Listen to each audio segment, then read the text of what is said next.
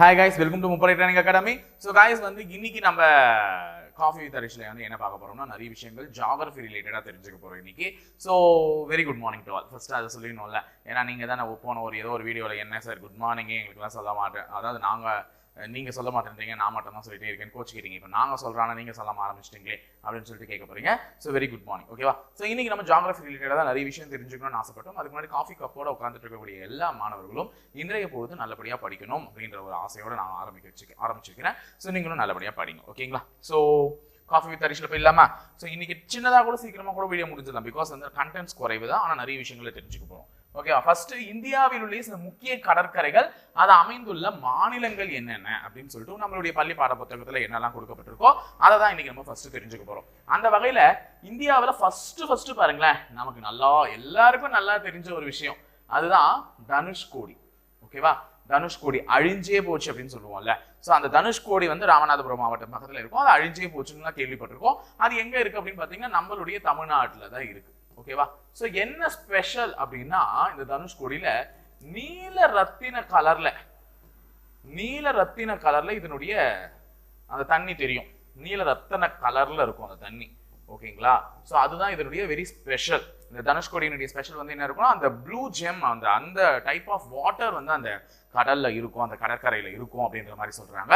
So actually Dhanushkodi அமைப்பெற்றுள்ள ஒரு மாநிலம் எதுன்னு பாத்தீங்கன்னா நம்மளுடைய தமிழ்நாடு. தனுஷ் நம்மளுடைய ஆக்டர். ஸோ கோடியா சம்பாதிக்கிறார். யாரை வச்சு சம்பாதிக்கிறார்? தமிழ்நாட்டு மக்களை வச்சு அல்லவா சம்பாதிக்கிறார். ஸோ தனுஷ்கோடி எங்க இருக்குன்னா தமிழ்நாட்டுல இருக்கு. ஸோ நம்ம மனப்பாடமே பண்ண தேவையில்ல, ஆனா இங்க பண்ணலாம். வர்க்கலை கடற்கரை அப்படின்னா இந்த மாதிரி தற்காப்பு கலைகள், வர்க்கலை, அந்த வசியம் பண்ற கலை, அது இன்னும் நிறைய சொல்லுவாங்க, வர்மக்கலைலாம் சொல்லுவோம்ல, அந்த வர்மக்கலை அதெல்லாம் எங்க பெயர் பெற்றது அப்படின்னு பாத்தீங்கன்னா கேரளம். சோ அப்ப வர்க்கலை எங்க இருக்கு அப்படின்னு பாத்தீங்கன்னா கேரளம்ல இருக்கு, ஓகேவா? வர்க்கலை எங்க இருக்கு? கேரளம்ல இருக்கு. இதனுடைய ஸ்பெஷாலிட்டி என்னன்னா, சூரியன் மறையக்கூடிய காட்சிகளை அழகா பார்க்கலாம். இதுல ஓங்கல் பாறை அப்படின்னு ஒரு பாறை இருக்கும். அந்த ஓங்கல் பாறையை வச்சு சூரியன் மறையக்கூடிய காட்சிகளை என்ன பண்ணலாம், அழகா ரம்மியமா பார்க்கலாம் அப்படின்ற மாதிரி சொல்லியிருக்காங்க. சோ வர்க்கலை கடற்கரை இருக்கக்கூடிய இடம் பாத்தீங்கன்னா கேரளம், ஓகேவா? அடுத்தது தற்கார்லி கடற்கரை. இங்க என்ன இருக்கு? காருன்னு இருக்கு. எல்லா பெரிய பெரிய ராஜாக்கள்லாம் அந்த காலத்துல தேர்ல போனாங்க. ஆனா இப்ப இருக்கும் போது தேர் இருக்காது, ஏன்னா ரோட்ல தேரை வச்சு ஓட்ட முடியாது. அப்ப எதுல போவாங்க? கார்ல போவாங்க. சோ அப்போ ராஜா அப்படின்ற மாதிரி ஞாபகம் வச்சுக்கோங்க. மகாராஷ்டிரம் எங்க இருக்கு? மகாராஜாக்கள் இருக்கக்கூடிய மகாராஷ்டிரம்.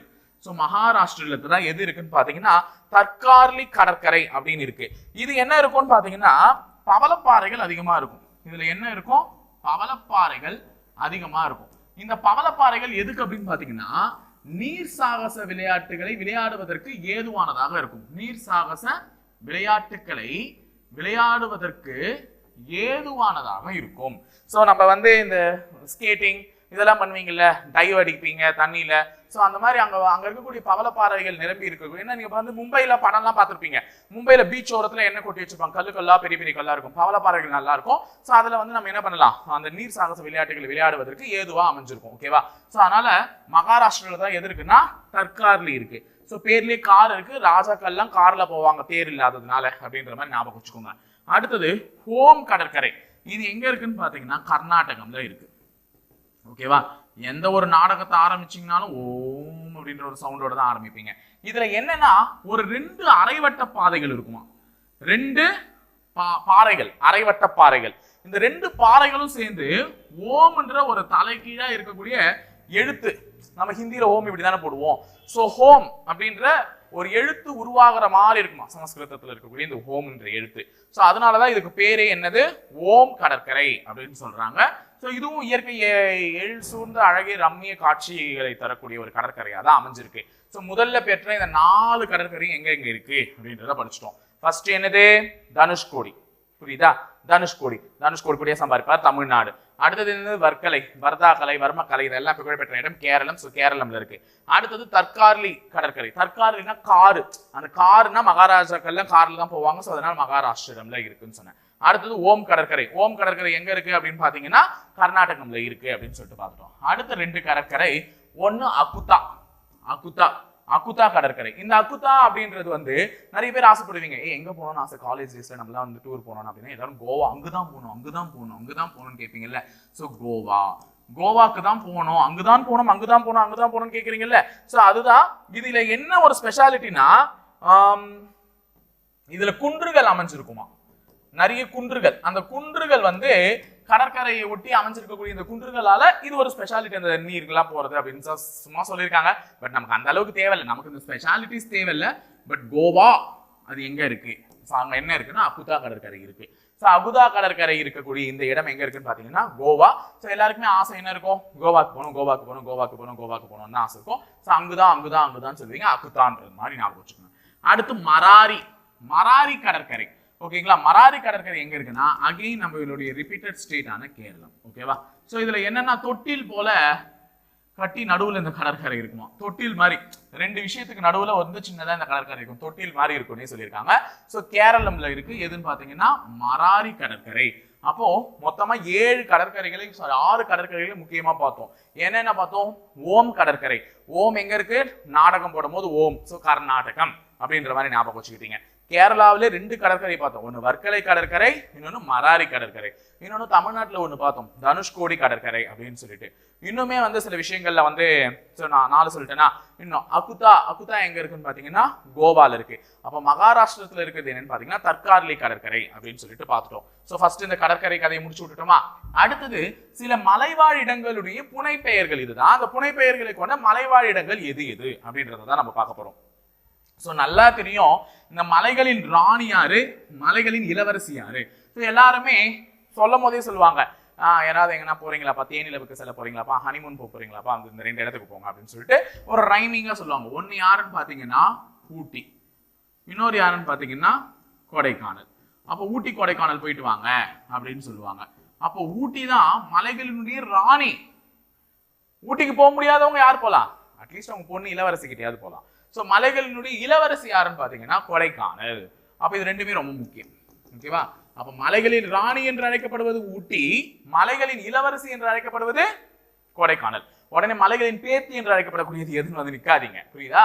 ஸோ ராணி இளவரசி 2 தான். ஸோ மலைகளின் ராணி ஊட்டி, மலைகளின் இளவரசி கொடைக்கானல். ஓகேவா. சரி, அடுத்தது ஏரிக்காடுகள். ஏழைகளின் ஊட்டின்னு சொல்லுவாங்க. அதாவது ஊட்டியே போக வசதி இல்லாதவங்க இந்த இடத்துக்கு போங்க, இதுவுமே ஊட்டி மாதிரி தான் இருக்கும் அப்படின்னு சொல்லக்கூடிய ஒரு விஷயம் என்னன்னா ஏற்காடு. எங்க ஏற்காடு ரொம்ப ரொம்ப ரொம்ப ரொம்ப ரொம்ப ரொம்ப முக்கியம், ஏற்காடு. அப்போ ஏற்காடுனா ஏரிக்காடுகள், அது என்னன்னு சொல்றாங்க, ஏழைகளின் ஊட்டின்னு சொல்றாங்க. அப்ப ஏழைகளின் ஊட்டி என்று அழைக்கப்படக்கூடியது எது, ஏற்காடு. அப்ப ஊட்டி வந்து மலைகளின் ராணின்னு சொல்லுவாங்க, ஆனா ஏழைகளின் ஊட்டின்னு யார சொல்லுவாங்க, ஏற்காட்டை சொல்லுவாங்க. அப்ப மலைகளின் இளவரசின்னு யார சொல்லுவாங்க, கொடைக்கானல சொல்லுவாங்க. பச்சை மலைன்னு யார சொல்லுவாங்கன்னா கோத்தகிரி. என்னது, கோத்தகிரி. நல்லா ஞாபகம் வச்சுக்கோங்க, மற்றதெல்லாம் மலைன்னு தான் வரும், இது மட்டும் தான் கிரின்னு வரும். கிரினா என்னமா அர்த்தம், மலைன்னு அர்த்தம். கிரினா என்னது, மலை. அப்போ மலை எப்படி இருக்குமா, பச்சையா இருக்குமா, அதனால பச்சை மலை, கோத்த மலை, பச்சை மலை. சோ இதுக்கு நிறைய ஷார்ட்கட் நீங்க கூட எதனா ஞாபகம் வச்சுப்பீங்க. சோ நான் சொல்றது கோத்தகிரி, பச்சை மலை. ஓகேவா. சோ இது மாதிரி ஞாபகம் வச்சுக்கோங்க. அடுத்தது தெற்கின் கைலாஷ், ரொம்ப முக்கியமான ஒரு விஷயம். சோ கேட்டிருக்காங்க. சோ வடக்கின் கைலாஷ்னா வடக்குல கைலாச மலைன்னு ஒண்ணு இருக்கும், அப்படியே தங்கம் மாதிரி மின்னும். சூரிய ஒளி பட்டவுடனே அந்த பனி வந்து எப்படி மின்னும், தங்கம் மாதிரி மின்னுமா. அந்த தெற்கின் கைலாஷ் மலை இருக்குல்ல, கைலாச மலை, அது சூரிய ஒளி, அந்த சூரிய ஒளி அந்த பனி மேல பட்ட உடனே அந்த பனியை எப்படி மின்னுமா, தங்கம் மாதிரி நல்லா ஜொலிக்குமா அப்படின்னு சொல்லுவாங்க. அப்ப தெற்கின் கைலாஷ்னா தங்கம் மாதிரிலாம் மின்னாது, வெள்ளி மாதிரி மீறியும். அப்போ வெள்ளி மாதிரி மின்னணும்னா வெள்ளையங்கிரி, கிரிமலை. அப்ப வெள்ளையங்கிரி மலையை தான் என்னன்னு சொல்றாங்க, தெற்கின் கைலாஷம் சொல்றாங்க. நிறைய பேர் பார்த்திருப்பீங்க. சோ நான் இந்த மாதிரி பர்வத மலைக்கு போறேன், இந்த மாதிரி வெள்ளையங்கிரி மலைக்கு போறேன் அப்படின்னு சொல்லிட்டு சிவனுடைய வழிபாட்டு ஸ்தலங்களால உயர்ந்த மலை சிகரங்களுடைய ஒரு இதுவா சொல்லுவாங்க. சோ இங்கெல்லாம் நாங்க போயிட்டு சிவனை தரிசிச்சுட்டு வந்தோம் அப்படின்னு சொல்லுவாங்க. அப்ப வெள்ளையங்கிரி மலைன்றது வந்து எங்கன்னு பாத்தீங்கன்னா தெற்கினுடைய கைலாஷம் சொல்லுவாங்க. அப்ப ஒரிஜினல் கைலாஷ் அங்க இருக்கு, அது தங்க மாதிரி மின்னுனா, இங்க இருக்கிறது வெள்ளி மாதிரியாவது மின்னுனா, அதனால வெள்ளின்றது ஞாபகம் வச்சுக்கோங்க, வெள்ளையங்கிரி. அப்ப முதல்ல 5 பேர் இருக்கா, இதே அடுத்த 5 பேர் அப்புறமா பார்ப்போம். அப்ப மலைகளின் ராணி யாரு, ஊட்டி. மலைகளின் இளவரசி யாரு, கொடைக்கானல். ஏழைகளின் ஊட்டி என்று அழைக்கப்படக்கூடியது எது, ஏற்காடு. ஓகேங்களா, ஏரிக்காடுகள்னு சொல்லுவாங்க. அடுத்தது பச்சை மலை என்று அழைக்கப்படக்கூடியது கோத்தகிரி. தெற்கின் கைலாஷ் என்று அழைக்கப்படக்கூடியது வெள்ளையங்கிரி மலை. சரி, அடுத்தது போலாமா. இதுல உயர் விளிம்பு, ஃபர்ஸ்ட் இவரை முடிச்சு விட்டுறலாம். உயர் விளிம்பு தென்னிந்தியாவின் மிக உயரமான சிகரம்னு யாரை சொல்லுவோம்? ஆனைமலையை சொல்லுவோம். தமிழகத்தின் அப்படின்னு கேட்டீங்கன்னா தொட்டபெட்டா சொல்லுவோம். தென்னிந்தியாவின் உயரமான சிகரம் வந்து ஆனைமலை. அப்போ உயரமான விளிம்பு என்றால் சிகரம் திரும்பி விளிம்பு, இதுதான். அப்போ உயரமான விளிம்புகளை கொண்டுள்ள ஒரு மலையான ஆனைமலையை தான் உயர் விளிம்பு என்ற புனை பெயரால அழைக்கிறாங்க. புரியுதா? அப்போ உயர் விளிம்புனா வேற ஒண்ணும் இல்ல, உயர்ந்த சிகரம். அந்த உயரமான சிகரத்தை தான் உயர் விளிம்புன்னு சொல்றாங்க. அப்போ உயர் விளிம்பு என்று அழைக்கப்படக்கூடியது எது? நம்ம எல்லாருக்குமே தெரிஞ்ச ஆனைமலை. இந்தியாவின் உயர்ந்த சிகரம் எதுன்னு கேட்டாலும் நீங்க தான் சொல்லுவீங்கல்ல. உலகத்தின் உயர்ந்த சிகரம் எதுன்னு கேட்டாலும் சொல்லுவீங்கல்ல. அது மாதிரி தென்னிந்தியாவின் உயரமான சிகரம் வந்து ஆனைமலை. அதுக்கு இன்னொரு பேர் என்னன்னா உயர் விளிம்புன்னு சொல்றாங்க. அதே மாதிரி உயர்ந்த மேகங்கள் குவியும் பகுதி, நம்ம போன முறை வீடியோலயும் பார்த்திருப்போம், காஃபி வித் ரிஷ்ல மேகமலைன்னு ஒண்ணு சொல்லியிருப்பேன், அதுதான் அது. ஓகேவா? அப்போ மேகங்கள் குவியக்கூடிய மலை என்னது? மேகமலை. அது உயர்ந்த இடத்துல இருக்கு. அந்த உயர்ந்த இடத்துல இருக்கக்கூடிய இடத்துல எல்லா மேகங்களும் அதிகமா என்ன ஆகுதான்? குவிதான். அப்படி எல்லா மேகங்களும் அதிகப்படியா குவியறதுனால அந்த மலைக்கு பேரே என்னது? மேகமலை. இது எந்த மாவட்டத்துல இருக்கு அப்படின்றது உங்க எல்லாருக்குமே தெரியும், தேனி மாவட்டத்துல இருக்கு. சோ உயர்ந்த மேகங்கள் குவியக்கூடிய பகுதி என்னது? மேகமலை. அடுத்தது இயற்கையின் சொர்க்கம். இயற்கையின் சொர்க்கம் என்று அழைக்கப்படக்கூடியது ஜவ்வாது. ஜவ்வாது மலை. ஜவ்வாது எவ்வளவு வாசனையா இருக்கும் தெரியும். அப்ப அதை போட்டுக்கிட்டீங்கன்னா அப்படியே சொர்க்கத்துல இருக்கிற மாதிரியே ஒரு ஃபீல் இருக்கும். ஜவ்வாது வந்து வாசனை பொருள். சோ அது வந்து உங்களுக்கு சொர்க்கத்துல இருக்கிற மாதிரியே ஒரு ஃபீல் கிடைக்கும். அப்ப ஜவ்வாது மலையை தான் என்னன்னு சொல்றாங்க? இயற்கையின் சொர்க்கம்னு சொல்றாங்க. அப்ப இது மூணு விஷயம் தெரிஞ்சுக்கிட்டீங்களா? இயற்கையின் சொர்க்கம்னா ஜவ்வாது மலை. உயர்ந்த மேகங்கள் குவியக்கூடிய மலை என்னது? மேகமலை. உயர்ந்த விளிம்புகளை கொண்ட மலை எது? ஆனைமலை. ஆனா முதல்ல இருக்கக்கூடிய ரெண்டுமே நீ தான் இப்ப யோசிக்கணும். ஒன்னு 14 கொண்டை ஊசி வளைவுகளை கொண்டது, இன்னொன்னு 70 கொண்டை ஊசி வளைவுகளை கொண்டது. ஓகேவா? 14 கொண்டை ஊசி வளைவுகளை கொண்ட மலை வந்து என்னன்னு பாத்தீங்கன்னா ஏலகிரி. திருப்பத்தூர் மாவட்டத்துல இருக்கக்கூடிய ஏலகிரி. சோ ஏலகிரி தான் வந்து என்னன்னு பாத்தீங்கன்னா 14 கொண்டை ஊசி வளைவுகளை கொண்டது. 70 கொண்டை ஊசி வச்சு கொன்னாங்கன்னு வச்சுக்கோ, கொல்லிமலை கொன்னுடுவேன். ஓகேவா? கொல்லிமலை. ஓகேவா? கொல்லிமலை தான் என்னன்னு பாத்தீங்கன்னா 70 கொண்டை ஊசி. 14 கொண்டை ஊசி வளைவுகளை கொண்டது வந்து எதுன்னு பாத்தீங்கன்னா ஏலகிரி. சோ இது ரெண்டுத்துக்கும் டிஃபரன்ஸ் தெரிஞ்சு படிச்சுக்கோ. ஓகேவா? சோ அப்போ ஒரு 10 மலை அதனுடைய புனை பெயர்கள் அல்லது அதனுடைய ஸ்பெஷாலிட்டிஸ் வந்து இங்க டிஃபைன் பண்ணி சொல்லியிருக்காங்க. சோ அகைன் ஒரு முறை ரீகால் பண்ணிடலாம். என்ன அப்படின்னு பாத்தீங்கன்னா மலைகளின் ராணி நம்ம யார சொல்றோம்? ஊட்டிய. மலைகளின் இளவரசின்னு யார சொல்றோம்? கொடைக்கானல. ஏழைகளின் ஊட்டி அதாவது ஏரிக்காடுகள்னு யார சொல்றோம்? ஏற்காடு. அடுத்தது என்ன பார்த்தோம்? பச்சை மலைன்னு என்ன சொல்றோம்? கோத்தகிரி. அடுத்தது தெற்கின் கைலாஷ்னு என்ன சொல்றோம்? வெள்ளையங்கிரி மலை. அதே மாதிரி 70 கொண்டை ஊசி வளைவுகளை கொண்டது கொல்லிமலை, 14 கொண்டை ஊசி வளைவுகளை கொண்டது ஏலகிரி. உயர்ந்த விளிம்பு உயர்ந்த சிகரத்தை கொண்ட மலை எதுன்னு கேட்டீங்கன்னா ஆனைமலை. உயர்ந்த மேகங்கள் குவியக்கூடிய பகுதி என்னன்னு கேட்டீங்கன்னா மேகமலை. சோ இயற்கையின் சொர்க்கம் என்று அழைக்கப்படக்கூடியது எதுன்னு கேட்டீங்கன்னா ஜவ்வாது. சரியா? இப்ப அடுத்தது தமிழ்நாட்டில் உள்ள முக்கிய கடற்கரைகள். நம்ம ஆல்ரெடி சில முக்கிய கடற்கரைகள்லாம் முதல்ல பார்த்துட்டோம். அகுதா எங்க இருக்குன்னு பார்த்தோம், அங்குதான் போகணும்னு பார்த்தோம்ல, அப்ப கோவா. சரி, மராரி எங்க இருக்குன்னு பார்த்தோம். சரி, மராரியும் சரி வர்க்கலையும் சரி ரெண்டுமே கேரளால தான் இருக்கு. அப்ப தற்கார்லி எங்க இருக்குன்னு பார்த்தோம், கார்னாலே மகாராஷ்டிரா. அதே மாதிரி வேற என்ன தமிழ்நாட்டில் இருக்கிறத பார்த்தோம், தனுஷ்கோடின்னு பார்த்தோம். ஓம் எங்க இருக்குன்னு பார்த்தோம், கர்நாடகம்னு பார்த்தோம். சோ இந்த மாதிரி எல்லாமே ரிவிஷன் ஆயிடுச்சா? சோ அதே மாதிரி தமிழகத்தில் உள்ள மிக முக்கியமான கடற்கரைகள்னு சொல்லிட்டு இந்த 4 பேரை லிஸ்ட் அவுட் பண்றாங்க. ஒன்னு கோவலம், இன்னொன்னு மெரினா, இன்னொன்னு எலியட், இன்னொன்னு சில்வர். சோ இது எல்லாமே டைரக்ட் क्वेश्चनா கூட கேட்கலாம். சில்வர் கடற்கரை எங்க இருக்கு அப்படின்னு சொல்லிட்டு. சோ முதல்ல இது ஒண்ணு மட்டும் தான், மெரினா கடற்கரை மட்டும் தான் எங்க இருக்குன்னு பாத்தீங்கன்னா சென்னை. மெரினா கடற்கரை எங்க இருக்கு? சென்னையில இருக்கு. ஓகேவா? மெரினா கடற்கரை அமைய பெற்றுள்ள ஒரு மாவட்டம் சென்னை. இதே கோவலம் கடற்கரை எங்க இருக்கு அப்படின்னு பாத்தீங்கன்னா காஞ்சிபுரம். கோவலம் கடற்கரை எங்க இருக்கு? Kanchipuram, according to your book data. சரியா? சோ காஞ்சிபுரத்துல இருக்கு. அப்ப எலியட்டும் சில்வர் கடற்கரை எங்க இருக்குன்னா ரெண்டுமே காஞ்சிபுரத்துல தான் இருக்கு. இது ரெண்டுமே கூட எங்க தான் இருக்கு? காஞ்சிபுரம் தான் சொல்றாங்க. ஆனா இதுல அந்த ஒரு ஸ்பேஸ வந்து மென்ஷன் பண்ணிருப்பாங்க. அதாவது எந்த ஏரியாவில் இது கவர் ஆயிருக்கு அப்படின்னு பாத்தீங்கன்னா எலியட் வந்து மகாபலிபுரம் கடற்கரையில் உள்ள காஞ்சிபுரம். காஞ்சிபுரத்துல மகாபலிபுரம் கடற்கரையில் இருக்கக்கூடியதுலதான் என்ன இருக்குன்னு பாத்தீங்கன்னா எலியட் இருக்கு. இதுவே இது முட்டுக்காடு. என்னது? முட்டுக்காடு கடற்கரையில இருக்கக்கூடிய இடத்துல இருக்கிறது தான் எதுன்னு பாத்தீங்கன்னா நம்மளுடைய சில்வர். ஓகேவா? அப்ப சில்வருக்கு போய் முட்டின்னு சண்டை போடுவாங்க. முட்டுக்காடு. எலியட் அப்படின்னா மகாபலிபுரம். எலிய பலி கொடுப்பீங்க அந்த வீட்டுல எல்லாத்தையும் சாவடிச்சுட்டு. ஓகேவா? அப்ப கோவலம் கடற்கரை வந்து காஞ்சிபுரத்துல இருக்கு, மெரினா கடற்கரை வந்து சென்னையில இருக்கு, எலியட் கடற்கரை வந்து மகாபலிபுரம் கடற்கரையில இருக்கு, காஞ்சிபுரத்துல இருக்கு, மகாபலிபுரம் கடற்கரையில் அமையப்பட்டுள்ளது. சில்வர் கடற்கரை எங்க இருக்குன்னு பாத்தீங்கன்னா முட்டுக்காடு கடற்கரை. சோ இது முக்கியமா இந்த 4 கடற்கரையும் தமிழகத்திலேயே தான் இருக்கு. ஆனா எங்க இருக்குன்றத தெரிஞ்சு வச்சுக்கோங்க. அப்ப காஞ்சிபுரத்திலே 3 வந்துச்சு, சென்னையில 1 வந்துச்சு. சென்னையில இருக்கிறது மெரினானா, காஞ்சிபுரத்துல இருக்கிறது வந்து கோவலம். இன்னொரு காஞ்சிபுரத்துல மகாபலிபுரம் கடற்கரையில இருக்கிறது வந்து எலியட், காஞ்சிபுரத்துல சில்வர் கடற்கரையில, அந்த சில்வர் கடற்கரை எங்க இருக்குன்னு பாத்தீங்கன்னா முட்டுக்காடு கடற்கரை பகுதியில் அமைச்சிருக்கு. சரி, அடுத்தது இது நம்ம ஆல்ரெடி ரிவைஸ் பண்ண ஒரு டாபிக் தான். ஓகேவா? மத்ததெல்லாம் இப்ப புதுசா படிச்சோம். இது நம்ம ஆல்ரெடி நிறைய ரிவைஸ் பண்ணிட்டோம். சோ இத டக்கு சொல்ல போறீங்க. ஃபர்ஸ்ட் இது ஒரு முக்கியமான டேர்ம், கண்டிப்பா நமக்கு எக்ஸாம்ஸ்ல கேட்பாங்க. ஐசோபார் அப்படின்னா என்னன்னா சம காற்றழுத்த கோடு. சம காற்றழுத்த கோடு. நான் ஆல்ரெடி வீடியோலயே சொல்லியிருக்கேன். என்னன்னு சொல்லியிருக்கேன்? உனக்கு வந்து அழுத்தம், மன அழுத்தம் இருந்துச்சுன்னா எங்க போவீங்க? பாருக்கு போவீங்க. அப்ப பாருக்கு போவீங்க. அப்ப காற்றழுத்தம், மன அழுத்தம் மாதிரி காற்றழுத்தம். அப்ப சம காற்றழுத்த கோடுகளை குறிக்கக்கூடியது இது ஐசோபார். அப்ப ஐசெல்லோபார்னா என்ன அப்படின்னு சொன்னேன். இங்கேயும் பார் தான் சார் இருக்கு, ஆனா முன்னாடி செல்லோன்னு இருக்குன்னா உன்னை யாராவது உனக்கு குடிக்கிற பழக்கமே இல்ல, ஆனா இவ்வளவு கஷ்டத்துல இருக்காடா, போய் குடிடா போய் குடிடா அப்படின்னு உன் மனசை மாத்துறானுங்கன்னா அந்த மாறுபடுற பேர் அந்த இதுதான் வந்து செல்லோ பார். போய் உன்னை பாருக்கு போக சொல்றான், செல் செல் செல்னு சொல்லிட்டு பாருக்கு போக சொல்றான். அப்ப இது சம மாறுபாட்டு சம காற்றழுத்த மாறுபாடு கோடு. முன்னாடி போட்டேமா, சம காற்றழுத்த மாறுபாட்டு கோடுன்னு சொல்லுவாங்க. இது ரெண்டுத்தையும் இடத்த மாத்திக்கோங்க. ஓகேவா? சம காற்றழுத்த மாறுபாட்டு கோடு.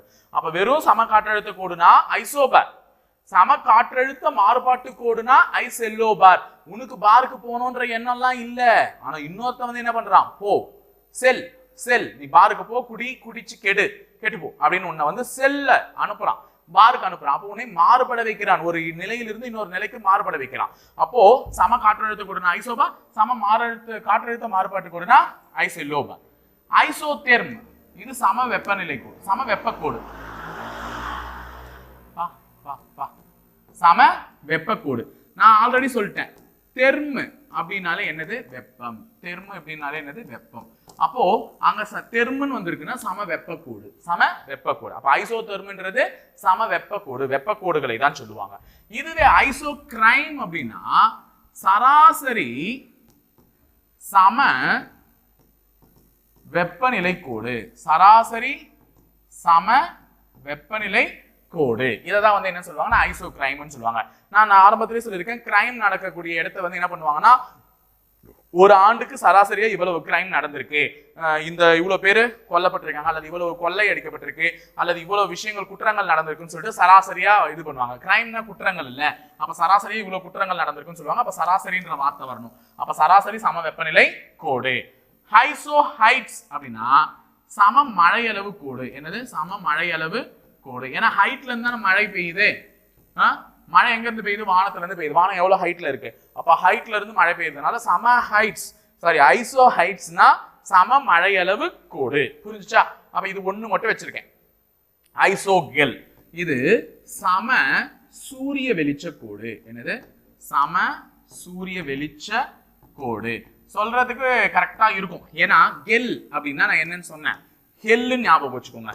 ஹெல்லுன்னா நரகம். நரகத்துல சூரிய ஒளியே வராது, ஆனா சூரிய ஒளி வரணும்னா கெல். ஓகேவா? அப்ப ஹெல்லுக்கு சூரிய ஒளி வராது, ஆனா சூரிய வெளிச்சத்தை பத்தி பேசுறது.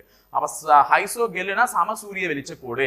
சோ இந்த வார்த்தைகளை வச்சு ஈஸியா ஞாபகம் வச்சுக்கிட்டீங்கன்னா என்னைக்குமே மறக்காது. நான் அன்னைக்கு கத்து கொடுத்தேன், எனக்கே இன்னும் வரையும் ஞாபகம் இருக்கு. அப்ப ஐசோ தெர்ம்னா சம வெப்ப கோடு, ஐசோ கிரைம்னா சராசரி சம வெப்பநிலை கோடு. கிரைம்னா சராசரின்னு வரணும். அது ஐசோ கெல்லுனா ஹெல்லுல வந்து சூரிய வெளிச்சம் வராது, அப்ப சம சூரிய வெளிச்ச கோடு. ஐசோ ஹைட்ஸ் அப்படின்னா மழை ஹைட்ல இருந்தா வரும், அப்ப சம மழையளவு கோடு. அதே மாதிரி வேற என்ன பார்த்தோம்? ஐசெல்லோபார், ஐசோபார்னு பார்த்தோம். ஐசோபார்னா சம காற்றழுத்த கோடு, இதே ஐசெல்லோபார்னா சம காற்றழுத்த மாறுபாட்டு கோடு இப்படின்னு வரணும். இதெல்லாம் வந்து ஞாபகம் வச்சுக்கோங்க. சோ ஈஸியான ஒரு விஷயம், டக்குன்னு கேட்கறதுக்கு எக்ஸாம்ல வாய்ப்பு இருக்கு. சோ லாஸ்ட் வந்துட்டோம். நான் தான் சொன்ன வீடியோ கொஞ்சம் சீக்கிரமாவே முடிஞ்சிடும், ஏன்னா அந்த அளவுக்கு நமக்கு ஷார்ட் கண்டென்ட் அப்படிதான். சோ இது வந்து நல்லா பாருங்க. 5 क्वेश्चन ரேபிட் ஃபயர்ல கேட்டிருக்கேன். சோ எல்லாத்துக்குமே கரெக்டான ஆன்சர்ஸ் கமெண்ட் பாக்ஸ்ல கமெண்ட் பண்ணிடுங்க. சோ ஃபர்ஸ்ட் क्वेश्चन என்னன்னு பாத்தீங்கன்னா, தற்கார்லி கடற்கரை அமையப்பெற்றுள்ள மாநிலம் எது? தற்கார்லி நான் ஆரம்பத்திலே சொல்லிட்டேன், காரை வச்சு யார் என்ன போவாங்க எங்க போவாங்கன்ட்டுலாம். அப்ப ஈஸியா நீங்க சொல்லலாம், தற்கார்லி கடற்கரை அமையப்பெற்றுள்ள மாநிலம் எதுன்னு சொல்லிட்டு கேட்டிருக்கேன். முதல் கேள்வி ஈஸியான கேள்வி. இரண்டாவது கேள்வி, ஏழைகளின் ஊட்டி என்று அழைக்கப்படக்கூடியது எது? மலைகளின் ராணி யாருன்னு சொன்ன, மலைகளின் இளவரசி யாருன்னு சொன்ன, ஏரிக்காடுகள் என்ன சொன்ன, அந்த ஏரிக்காடுகள் தான் ஏழைகளின் ஊட்டின்னு சொன்னேன். அதே மாதிரி 14 கொண்டை ஊசி வளவுகளை கொண்டது எதுன்னு சொன்ன, 70 கொண்டை ஊசி வளவுகளை கொண்டது எதுன்னு சொன்னேன். சோ நிறைய பாயிண்ட்ல ரிவைஸ் பண்ணிருக்கோம். சோ ஏழைகளின் ஊட்டி இந்த நேரத்துக்கு டக்கு டைப் பண்ணிட்டு இருக்கணும், ஏழைகளின் ஊட்டி இதுதான் சார் அப்படின்னு சொல்லிட்டு. அடுத்தது, ஆமா ஏழைகளின் ஊட்டின்னு ஒரு இடத்த சொன்னேன்ல, அது எந்த மாவட்டத்துல இருக்கு அதை சொல்லுங்களேன் கரெக்டா. இது யாராவது கரெக்டா சொல்றீங்களான்னு பார்க்கலாம். இது எக்ஸ்ட்ரா கொஸ்டின். ஏழைகளின் ஊட்டி அமைய பெற்றுள்ள மாவட்டம் எது? தமிழ்நாட்டில் தான் இருக்கு மாநிலம்.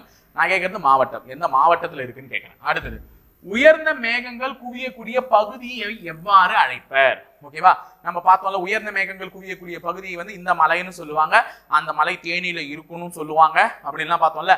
அந்த மலை எந்த மலை? இதுதான் என் கேள்வி. ஸோ உயர்ந்த மேகங்கள் குவியக்கூடிய பகுதியை எவ்வாறு அழைப்பர் அப்படின்றது என்னுடைய கேள்வி.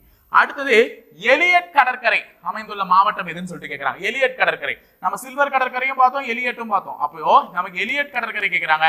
ஸோ எலியட் கடற்கரை அமைந்துள்ள மாவட்டம் எதுன்னு சொல்லிடுங்க. லாஸ்ட், ஐசோதோம் என்றால் என்ன? ஐசோபார்னா என்னன்னு சொல்லிருக்கோம், ஐசோ இதுனா என்னன்னு சொல்லிருக்கோம். இப்போ நான் கேட்டிருக்கிறது ஐசோதோம் என்றால் என்னன்னு தான் கேட்டிருக்கேன். ஸோ மறக்காம கமெண்ட் பாக்ஸ்ல கமெண்ட் பண்ணிடுங்க உங்களுடைய ஆன்சர்ஸ் எல்லாத்தையுமே. ஸோ எல்லாத்தையுமே பார்க்கலாம் என்னென்ன ஆன்சர் கமெண்ட் பண்றீங்கன்னு சொல்லிட்டு. ஸோ இணைந்திருங்க, தொடர்ந்து பயணிப்போம் உங்களுடைய பயிற்சி மையத்துடன். நன்றி, வணக்கம்.